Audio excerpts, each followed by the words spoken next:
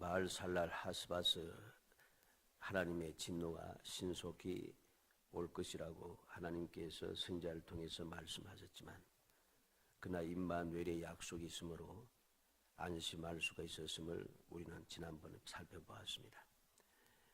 그래서 오늘 그에 이어서 하나님이 함께 계시니 한 제목을 가지고 하나님의 놀라운 은혜와 그리고 그 은혜를 누릴 수 있는 사람, 그리고 그 약속과 아무런 상관이 없는 사람들, 이들이 누구인가 하는 것을 살펴보고자 합니다. 그래서 나는 어디에 있어야 할 것인가, 나는 어떠한 마음을 가지고서 믿음의 생활을 해야 할 것인가, 그리고 어떠한 믿음의 생활을 해야 할 것인가 하는 것을 살펴보고자 합니다. 먼저 임마누엘의 은혜와 소망에 대해서 우리가 생각하겠습니다. 9절로 10절에 보면 너희 민족들아 함성을 질러보아라. 그러나 끝내 패망하리라. 너희 먼 나라 백성들아 들을지니라. 너희 허리를 동이라. 그러나 끝내 패망하리라. 너희 허리에 띠를 띠라. 그러나 끝내 패망하리라. 너희는 함께 계획하라.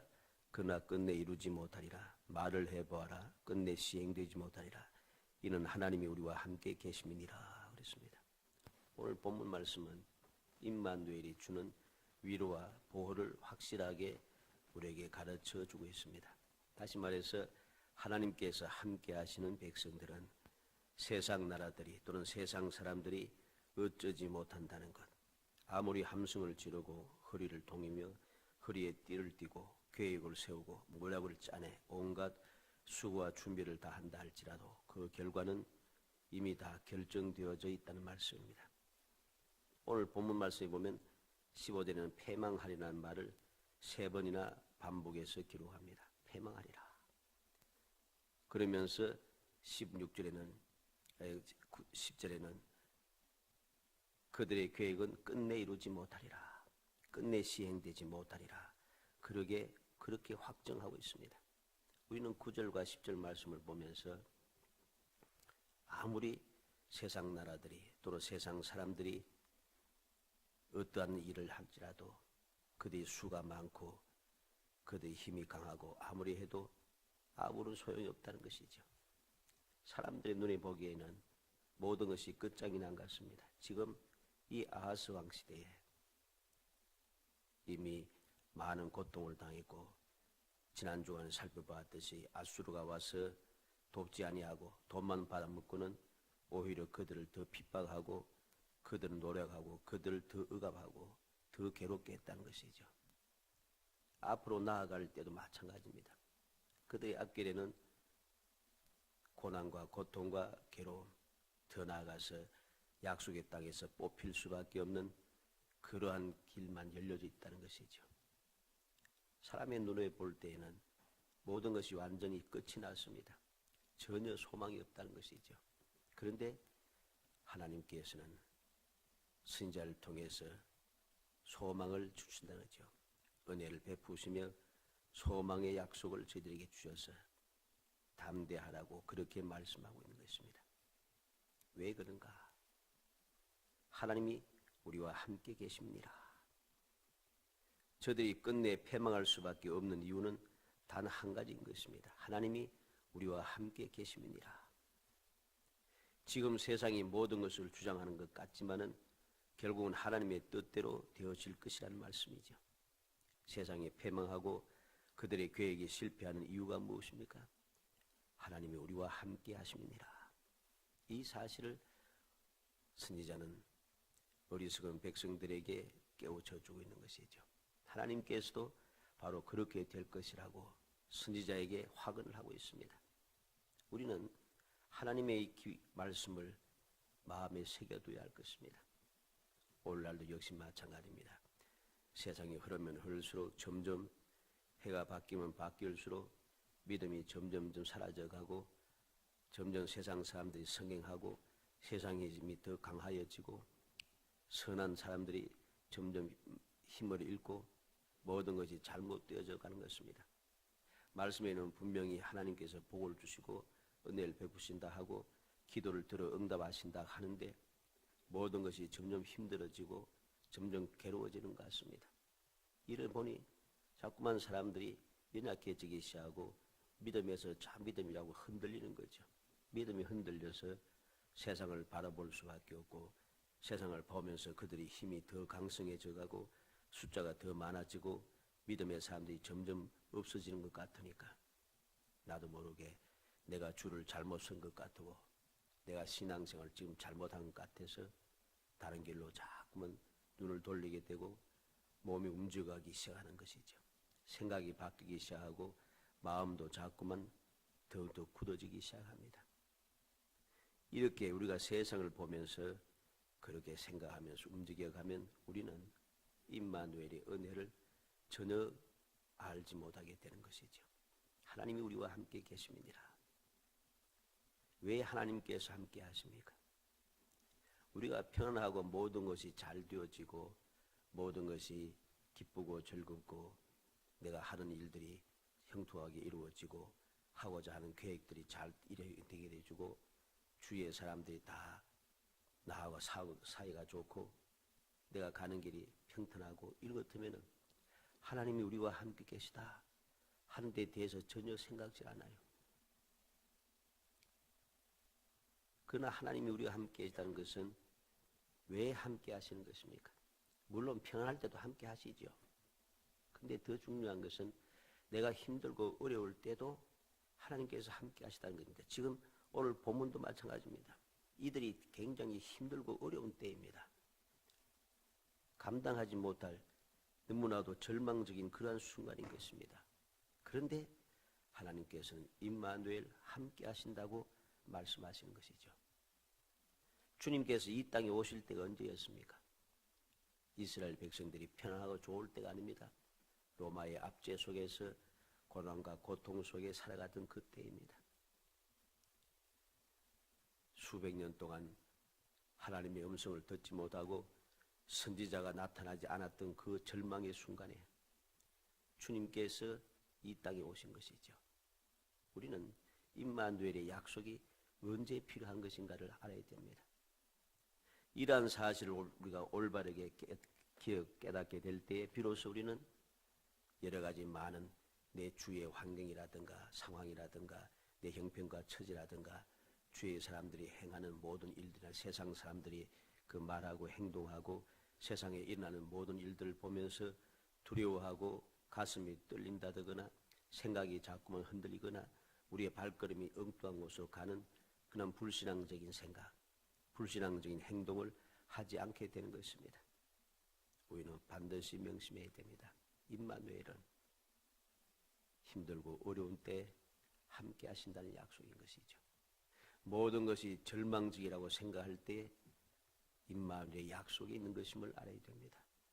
이 사실을 우리가 굳게 믿지 아니하고 그냥 내가 지금 현재 모든 것이 상황이 너무 심각하니까 여러 가지 주의 이야기를 듣고 주의 환경에 따라서 나도 모르게 흔들리기 시작하고 이러면은 우리의 믿음은 믿음이라고 말할 수가 없습니다. 왜? 좋을 때야만 누구나 다 믿음이 하죠. 힘들고 어려울 때 믿음이 나타나야 되지. 힘들고 어려울 때는 막 원망하고 짜증내고 싫어하고 이러다가 또 좀 잘 되면은 또 좋아하다가 또 뭐 잘 안 되면은 또 짜증이 나고 이러면은 이건 믿음이 아닌 것입니다. 임마누엘의 약속을 믿는 믿음은 어떤 상황에서도 변하지 않는 믿음. 이 사실을 우리는 알아야 됩니다. 우리가 앞서 보았듯이 하나님께서 처음에는 7장에서는 그들에게 패망이 올 것이라 약속했는데 8장에서는 패망이 속히 오리라. 하나님의 진노가 속히 말 것이라고 말합니다. 더 빨라졌다는 것이죠. 더 빨라진 그 속에 임마누엘의 은총이 있다는 것입니다. 하나님의 임마누엘의 약속이 바로 그때 주어졌음을 우리는 마음에 새게 하는 것입니다. 두 번째로 생각하는 것은 깨우쳐 주시는 여호와 하나님의 은혜를 기억해야 됩니다. 다시 말해서 임마누엘의 은혜를 누릴 사람들에 대한 이야기입니다. 임마누엘의 약속에도 불구하고 백성들의 반응은 시원찮았습니다. 이 유다 백성들이 반응이 시원찮아요. 그러나 하나님께서는 긍휼의 은총을 베푸셔서 강한 손, 즉 강력한 능력으로 선지자를 깨우쳐 주셔서 어리석은 자들의 말을 따르지 말고 불의한 자들처럼 두려워하거나 놀라지 말고 만군의 여호와께서만 거룩하고 여호와께만 거룩하다는 사실을 깨닫고 여호와를 경외하라고 그렇게 촉구하고 있는 것입니다. 11절로 14절 말씀 상반절에 보면은 여호와께서 강한 손으로 내게 알려주시며 이 백성의 길로 가지 말 것을 내게 깨우쳐 이르시되 이 백성이 반역자가 있다고 말하여도 너희는 그 모든 말을 따라 반역자가 있다고 하지 말며 그들이 두려워하는 것을 너희는 두려워하지 말며 놀라지 말고 만군의 여호와 그를 너희가 거룩하다 하고 그를 너희가 두려워하며 무수할 자로 삼으라. 그가 성소가 되시리라. 하나님께서 말씀합니다. 강한 손으로 알려주십니다. 백성의 길로 가지 말라 하시고 이 백성들이 무슨 소리를 하든지 그들과 같이 말하고 행동하지 말라는 것입니다. 그들과 같이 말하고 행동하지 말라고 하십니다. 그들이 두려워하는 것을 두려워하지 말라고 합니다. 그들이 놀란다고 놀라지 말라고 합니다. 그러면서 무엇을 촉구합니까?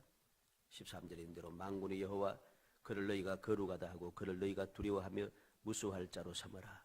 다시 말해서 하나님만 믿고 의지하는 것입니다. 세상을 두려워하거나 세상의 여러 가지 이야기들 많은 사람들이 반역자가 있다 하고 그들이 두려워하고 놀라면서 행동해도 그것 때문에 흔들릴 필요 없다는 것이죠. 너희가 두려워할 대상은 여호와 하나님이시고 너희가 믿고 의지할 분은 여호와 하나님이신 것을 분명히 알아는 것입니다. 그러면은 모든 두려움과 근심 걱정에서 멸망에서 벗어날 것이라는 겁니다. 왜? 14장에 보면 그가 성소가 되시리라. 여호와 하나님께서 성소가 되어주시기 때문입니다. 여호와 하나님에 대한 두려움, 즉 경외하는 마음은 하나님의 거룩하심을 깨달을 때만 알 수가 있습니다. 하나님의 거룩함을 깨닫지 못하는 자들은 하나님을 경외할 수가 없어요. 하나님의 거룩하신 분, 하나님은 세상 어떠한 신과는 구별되신 분, 전혀 비교조차 할 수 없는 유일하신 분임을 우리가 깨달아야만이 하나님을 경외할 수가 있죠. 하나님을 세상의 잡다한 종교들 신들과 같은 부류에 놓고 생각하니까 하나님을 경외하지 않는 것이죠. 하나님은 두려울 줄 모릅니다.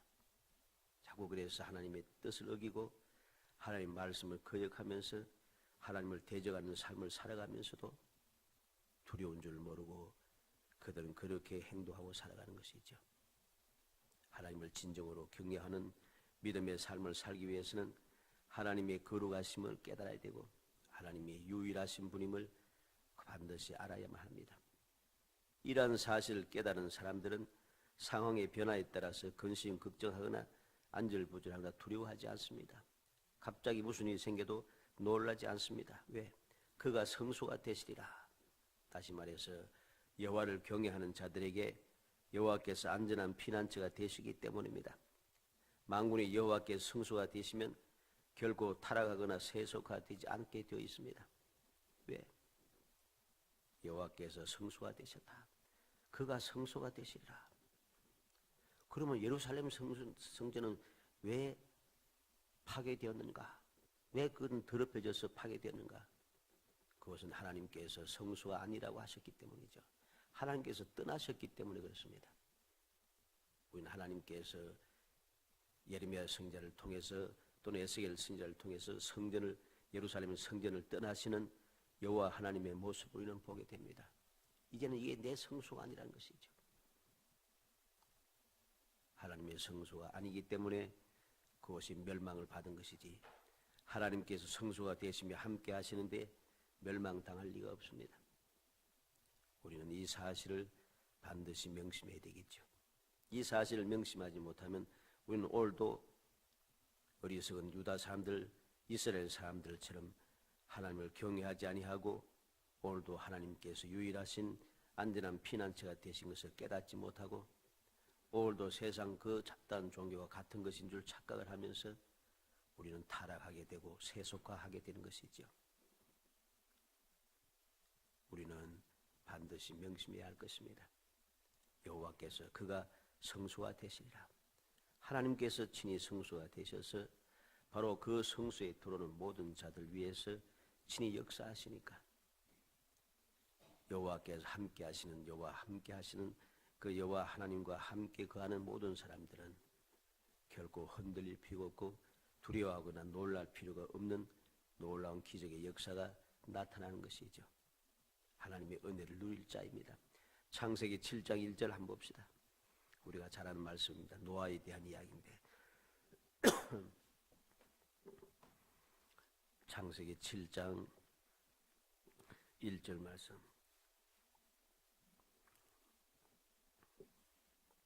창세기 7장 1절 읽어봅니다. 여호와께서 노아에게 이르시되 너와 내 온 집은 방주로 들어가라. 이 세대에서 내가 내 앞에 의로움을 내가 보았음이니라. 여호와께서 노아에게 말씀합니다. 방주로 들어가라. 왜? 내 앞에서 의로움을 내가 보았다. 하나님께서 노아의 의로움을 보시고 노아와 그 식구들로 하여금 안전한 곳 방주로 들어가게 하십니다. 하나님께서 친히 그에게 성소가 되어주셨고 그로 하여금 안전하게 멸망에서 벗어날 수 있는 방편을 가르쳐 주시고 가르쳐주신 그대로 움직여 갔기 때문에 그는 구원의 은총을 누릴 수 있는 사람이 된 것이죠. 하나님께서 함께 하시는 기이하신 은혜를 누리게 됩니다. 세상이 멸망을 당할지라도 그도 멸망당하지 않는 것이죠. 노아가 있을 이때 세상이 악하여져서 모두가 악하여져서 하나님을 거역하며 살아가는 그 악한 세대, 이제 악이 성행하니까 악이 득세하여서 모든 것을 주장하는 것 같지만은 어리석은 죄인들의 그 계획대로 되어지지 않는 것입니다. 결국은 그들은 세상을 뒤엎을듯이 가득 채웠던 모든 죄인들은 다 사라지고 하나님께 인정받는 노아만이 방주에서 살아남게 되는 것, 이게 하나님의 은혜입니다. 임마누엘의 은혜를 아는 사람은 그 은혜를 누리게 되는 것이죠. 이사야 26장 20절도 봅니다. 하나님께서 선지자를 통하여 하나님의 백성들에게 말씀합니다. 이사야 26장 20절 말씀 읽어봅니다. 내 백성아 갈지어다. 내 밀실에 들어가서 내 문을 닫고 분노가 전하기까지 잠깐 숨을 지어다. 말씀이 묘하지 않습니까? 내 백성아 갈지어다. 밀실에 들어가서 내 문을 닫고 분노가 전하기까지 잠깐 숨을 지어다. 이 말씀을 이스라엘 백성 전체 또는 유다 백성 전체에게 하신 말씀이 아닙니다. 하나님을 믿고 의지하는 사람, 진정한 믿음을 가진 사람, 여호와를 경외하며 두려워하는 그 사람들에게 하신 말씀이죠. 그들만이 내 백성이라고 하는 것입니다. 노아 당시에 많은 사람이 있었지만 노아만이 하나님께 인정받는 믿음의 사람이었던 것임을 우리는 알아야 됩니다. 내 백성아 갈지어다. 임마누엘의 은혜를 누릴 사람이 누구인가? 하나님의 백성들이라. 노아와 같이 세상 모든 사람들이 악할 때 의로움을 지킨 사람이라.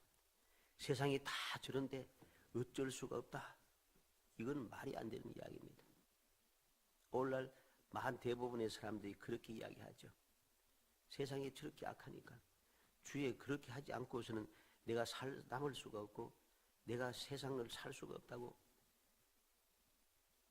그런 이야기를 그냥 밥 먹듯이 합니다. 그러니 일이 될 수가 없는 것이죠. 그렇게 해서 함께 하니까 평화로운 것 같지만 결국은 그것이 올무가 되어서 나를 목을 엎재고 그것이 내게 거침돌이 되어서 나로 넘어져 일어나지 못하게 만드는 그러한 우리를 망하게 하는 유일한 걸림돌이 되는 것임을 우리는 기억해야 할 것입니다. 어떠한 상황에도 변하지 않는 믿음을 가지고 오직 하나님만을 믿고 의지하는 믿음의 생활을 할 때 우리는 하나님께서 예비하게 하신 방주로 들어갈 수 있고 하나님께서 약속하신 밀실에 들어가서 분노와 전하기까지 우리는 안전하게 보호를 받을 수 있음을 기억해야 할 것입니다. 마지막 세 번째로 믿지 않는 자들에게, 그러나 이스라엘의 두 집 곧 하나님의 거룩함을 믿지 않고 경외하지도 않으며 오직 사람만 의지하고 세상 사람들과 동행하는 그 사람, 즉 에브라임과 유다에게 걸림돌이 된다 하십니다. 걸려 넘어지는 반석이 되시고 함정과 올무가 되어서 못 넘어지고 부러지고 덫에 걸려 잡힐 것이라고 합니다. 무슨 말입니까? 타락한 백성들과 세속화된 성전에 대한 이야기입니다. 하나님의 백성이 타락하였습니다. 하나님의 성전이었던 곳이 세속화되었습니다. 세속화된 성전과 타락한 백성들은 하나님의 거룩한 성도가 되지 못하고 하나님이 거하시는 성전이 될 수 없음을 우리는 반드시 명심해야 됩니다. 그래서 오늘 14절 15절에 그가 성소가 되시라. 그러나 이스라엘의 두 집에는 걸림돌과 걸려 넘어지는 반석이 되실 것이며 예루살렘 주민에게는 함정과 올무가 되시리니 많은 사람들이 그로 말미암아 걸려 넘어질 것이며 부러질 것이며 덫에 걸려 잡힐 것이니라. 이스라엘 두 집에는 임마누엘의 은총이 임하는데, 그런데 이스라엘의 두 집에는 걸림돌과 걸려 넘어지는 반석이 되신다 합니다. 예루살렘 주민에 있는 함정과 올무가 되신다 합니다. 이들이 누구입니까? 이들은 바로 이스라엘 두 집, 다시 말해서 에브라임과 유다를 말하는 것이죠. 에브라임과 유다는 걸려 넘어지고 그들 멸망에 도달할 것임을 분명히 말씀하고 있는 것입니다. 로마서 9장 32절 한번 찾아봅시다. 로마서 9장 32절 33절.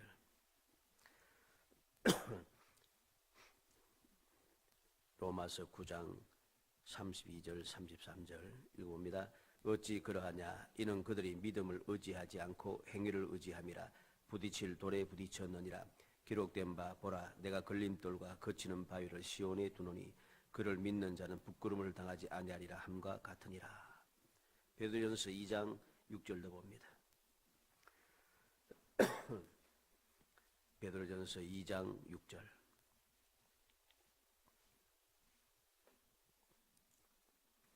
베드로전서 2장 6절에서 8절까지 읽어봅니다. 성경에 기록되었으되 보라, 내가 택한 보배로운 모퉁이 돌을 시온에 두노니 그를 믿는 자는 부끄러움을 당하지 아니하리라 하였으니, 그러므로 믿는 너희에게는 보배이나 믿지 아니하는 자에게는 건축자들이 버린 그 돌이 모퉁이의 머릿돌이 되고 또한 부딪히는 돌과 걸려 넘어지게 하는 바위가 되었다 하였느니라. 그들이 말씀을 순종하지 아니하므로 넘어지나니 이는 그들을 이렇게 정하신 것이라. 아멘. 어찌 그러하냐?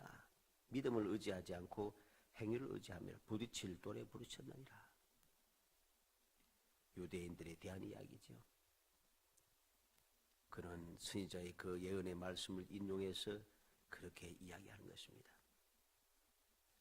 거치는 바위를 시온에 두노니, 딱 그 걸림돌과 거치는 바위가 어디 있습니까? 시온에 있습니다.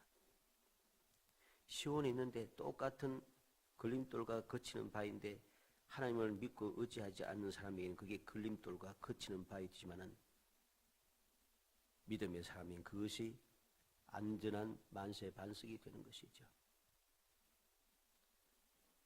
하나님께서, 예수님께서도 친히 말씀하셨습니다만 베드로가 뭐라고 합니까? 택한 보배로운 모퉁이 돌을 시온에 두노니 믿는 자는 부끄러움을 당하지 아니하리라. 그래서 믿는 자에게는 그 돌이 보배라고 했습니다. 그런데 믿지 않은 자에게는 건축자들이 버린 돌이 모퉁이의 머릿돌이 되고 부딪히는 돌과 걸려 넘어지게 하는 바위가 되었다 했느니라. 믿음의 사람들에게는 보배로운 모퉁이 돌인데 믿지 않는 자들에게는 부딪히는 돌과 걸려 넘어지게 하는 바위라는 것이죠. 다른 돌이 아닙니다. 똑같은 돌입니다. 그런데 믿는 사람과 믿지 않는 사람과 엄격하게 구별이 된다는 사실이죠. 우리는 하나님의 말씀을 버리고 세상 것들에 기웃거리고 세상 사람들의 사상과 풍습을 배우려고 힘쓰고 애쓰는 사람이 되어서는 안 됩니다. 모든 사람들이 다 그리로 간다고 해서 나도 거기로 따라가서는 안 됩니다. 모든 사람들이 그렇게 행동한다고 나도 그렇게 행동해서는 안 됩니다. 이 세상 모든 그 되어지는 일들이 세상 사람들 중심으로, 불신앙을 중심으로, 거역하는 자들 중심으로 그렇게 이루어진다고 해서 그들을 두려워하여서 그들과 함께 하려고 해서는 아니 되는 것입니다. 아무리 세상이 성행하고 세상이 점점 강하고 모든 걸 주장하는 것 같아도 갈수록 믿음이 없어지고 모든 것이 절망에 빠져서 허우적거리고 절대로 벗어나지 못할 것 같아도 우리는 그것을 보고 두려워하는 사람이 되어서는 안 됩니다. 우리는 반드시 명심하여 어떤 상황에도 주님만을 믿고 의지하는 하나님이 함께 계시다. 만군의 여호와께서 우리와 함께 계시다. 임마누엘의 은총을, 그 소망의 약속을 믿음으로 우리는 담대하게 나아갈 수 있어야 됩니다. 디모데후서 1장 13절 한번 찾아봅시다. 바울 사도는 디모데에게 교훈하고 있습니다. 우리가 어떻게 신앙생활을 해야 할 것인가. 디모데후서 1장 13절 14절 읽어봅니다. 너는 그리스도 예수 안에 있는 믿음과 사랑으로서 내게 들은 바른 말을 본받아 지키고 우리 안에 거하시는 성령으로 말미암아 내게 붙어간 아름다운 것을 지키라. 믿음과 사랑으로 그리스도 예수 안에 있는 믿음과 사랑으로서 내게 들은 바른 말을 본받아 지키고 그리스도 예수 안에서 그 말씀을 본받아 지켜야 하는 것입니다. 그리고 우리 안에 거하시는 성령으로 말미암아 내게 부탁한 아름다운 것을 지키라. 성령께서 감동하시며 우리에게 맡겨오신 그 사명을 감당하는 것이죠. 이것이 바로 믿음의 사람들이 세상을 살아가면서 살아가야 할 모습인 것입니다. 본받아 지키고 아름다운 것을 지키는 것, 이게 믿음의 본분인 것이죠. 그래서 하나님께서 선지자 이사야를 통해서 임마누엘의 은총을 대해서 말씀해 주시고 이 은혜를 누릴 사람이 누구인가? 지금 상황이 어떠하든지 임마누엘의 은총은 반드시 이루어질 것이다. 아무리 그들이 힘이 세고 강성한 것 같아도 주를 믿지 않는 사람들에게는 결코 이 은혜가 임하지 아니할 것이다.